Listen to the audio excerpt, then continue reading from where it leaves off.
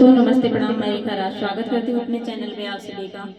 और आप सभी के बीच में एक बहुत ही प्यारा सा सॉन्ग लाई हूँ। और आप लोग को कैसे लगेगा, प्यारा प्यारा कमेंट कीजिएगा और ज़्यादा से ज़्यादा शेयर लाइक कीजिएगा। आइए सुनाते हैं आप सभी के बीच में बहुत ही प्यारा सा सॉन्ग। सुना सजनवा मोरे बलमुआ माना हमर कहनवा हो।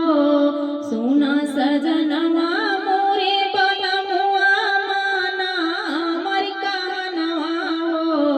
माना हमर कहनवा हो। अब किए गहन में सैया दे दानन दो गवनवा हो।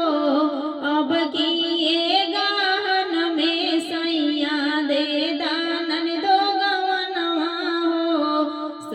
ससुर से झगड़ा करावई आपन करई हुकुमवा हो।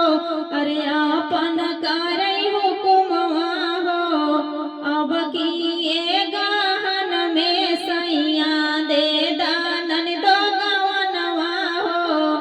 अब किए गहन में सैया दे दानन दो गवनवा हो। सुना सजनवा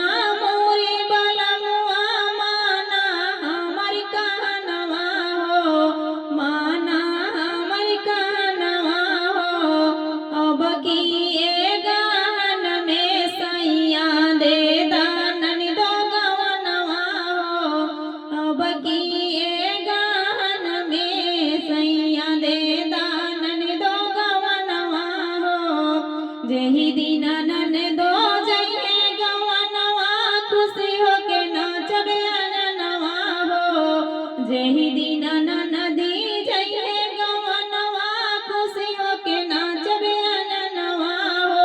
अरे खुशी होके नाचबे अंगनवा हो।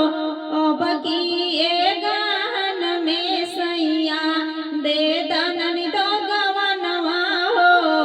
अब किए गहन में सैया दे दानन दो गवनवा हो।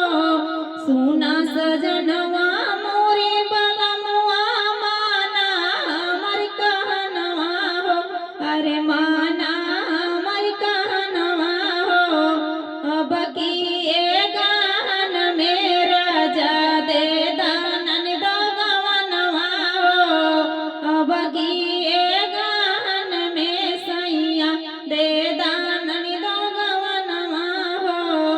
रोज रोज झगड़ा मचावई मारई हमके तनवा हो।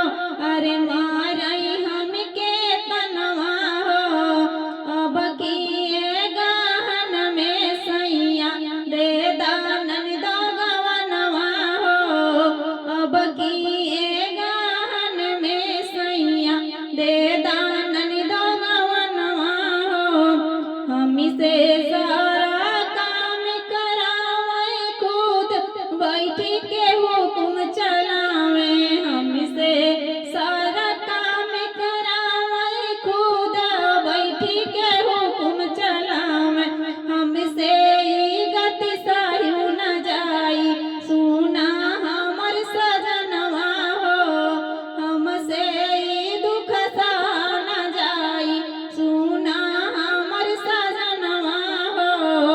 अब किए गहन में सैया दे दानन दो गवनवा हो। अब किए गहन में सैया दे दानन दो गवनवा हो। सुना सजनवा मोरे बलमुआ माना हमर कहनवा हो। माना हमर कहनवा हो। अब किए गहन में सैया दे दानन दो गवनवा हो। अब किए गहन में सैया दे दानन दो गवनवा हो। धन्यवाद। आप लोग को मेरा गीत कैसे लगा, प्यारा प्यारा कमेंट कीजिएगा और शेर सारा प्यारा आशीर्वाद दीजिएगा। बाय बाय दोस्तों।